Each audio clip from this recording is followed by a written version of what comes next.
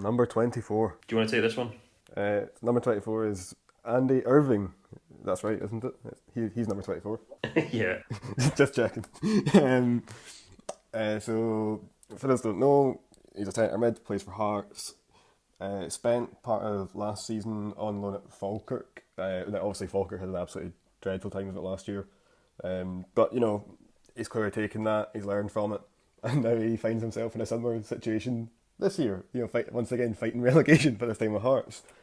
Now, he was playing under Levine quite regularly before Levine got the boot, and it maybe took Stendhal a wee while to be fully convinced by him, but he's now a regular fixture in the Hearts team, and when you look at some of his stats, he's statistically one of the best central midfielders on aged 21 or under in the league. Now I know this is our 25 under 25, but I think it's important just to put this into context of, for someone in his age group, he's doing very, very well. I mean, he's only 19 years old, but for players aged 21 and under, he's second for passes per 90. He's got a fast accuracy of 80.5%, which is okay. It's about 10th, again, within that age bracket, so it's not bad, but it could maybe be a wee bit better. But when we look into his passes into the final third, he hits more of those than any other player in that age group. He's got the fourth highest accuracy in that regard. For progressive passes, so that's passes where the ball moves at least 10 metres up the pitch. Again, he's first in the league for players at age 21 and under, and he's got the highest accuracy of any outfield player for those kind of passes as well. So I think that he's a real playmaker. His strengths lie in his technical ability, and I think that one of the key things that Hearts have to do next season, regardless of what league they are in, is make sure they sign a holding midfielder to play behind Irving, which then allows Irving to do his thing, because he's at his best going forward and really sort of dictating play. And for a player so young to take on that level of responsibility at Hearts, which, they're one of the biggest clubs in Scotland, is really impressive. And I think he's got a really big future in the game, but I think a lot of it does come down to whether or not he has the right personnel in and around him. And I think that Stendhal's style of football probably does bring out the best in him, in that, it's all about, quick transitions, getting the ball forward quickly.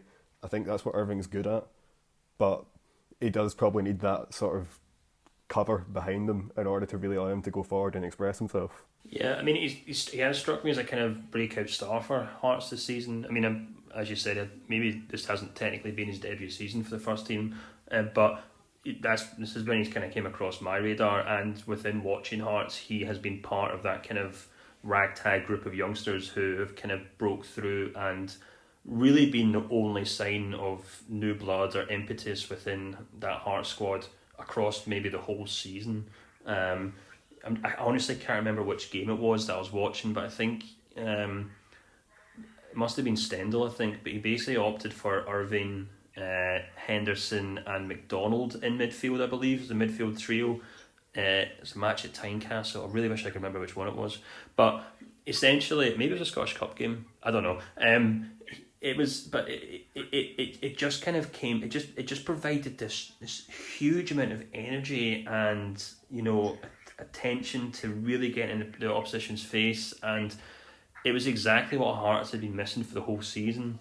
And a lot of that you can just put down to kind of youthful exuberance, and there are a million examples of managers just kind of dumping the senior players and throwing the young players in because they know they'll run through brick walls for them. And yeah, sure, I get that, but I think it's really fascinating that even if you take out the obvious young talents in this squad, i.e. Hickey, John Suter, for example, you still have this kind of even maybe like class of 2019, if you want to call it that, of the guys of Henderson, McDonald and Andy Irving, maybe even Harry Cochrane to an extent as well.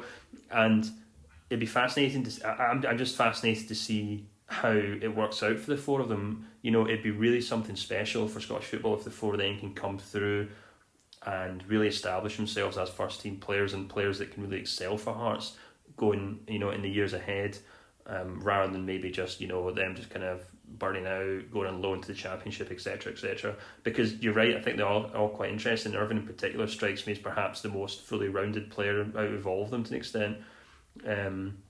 Particularly going forward, he strikes me as a player who really thrives in the final third. He seems to have a decent eye for goal as well, and it'd just be interesting to see what happens next season.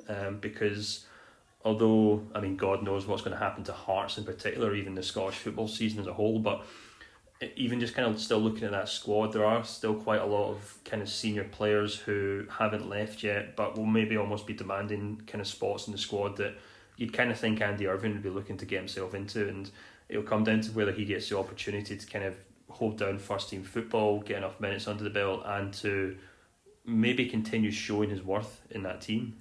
I think that, even if, say, Hearts do end up getting relegated, that's a perfect opportunity to then, make Irving, not build the midfield around him, but certainly build the central midfield around him. And I think that, obviously if they go down, there will be an exodus of players. This always happens. But he's one who is cheap, relatively cheap in terms of his wages. And, fans always like to see players from their own club's youth academy coming in. So I think he'd be one where, if they say they go down, it would be absolute madness if he left, and I can't really envisage that. If they stay up, again, there's probably going to be a bit of a clear out because, Hearts are, they should be better than where they are at the moment. And again, he's one of the guys who, despite all the troubles that have gone on the pitch this season, he's one of the guys that's still standing out and really pulling his weight. So I think that either way, I think next season we could probably expect to see quite a lot more from him, but that's not to diminish what he's done this year because, like we say, he's been one of the bright sparks in that Hearts team and what's been an ultimately disappointing campaign. Just before we move on to the next player, I mean, how high do you rate this player? Like, are you talking like a player who could really properly thrive in the Premiership, or are you just saying it'd be great if he could turn into a decent all-rounder at Hearts? Oh no, I think he can be an excellent player at Premiership level. Possibly even beyond that. I mean, obviously, he's still young. It's hard to say because we're judging him based on the 3/4 of a season essentially. But certainly the way he's conducted himself so far would suggest that all the ingredients are in place for him to have a good career at this level. And I certainly don't see him. I don't get the impression he's a flash in the pan because as you say, as I've said, that you can see his technical ability and you can he passes the eye test and also the stats bear it out. So I think that he is an exciting prospect and one that should hopefully entertain Premiership fans for quite some time.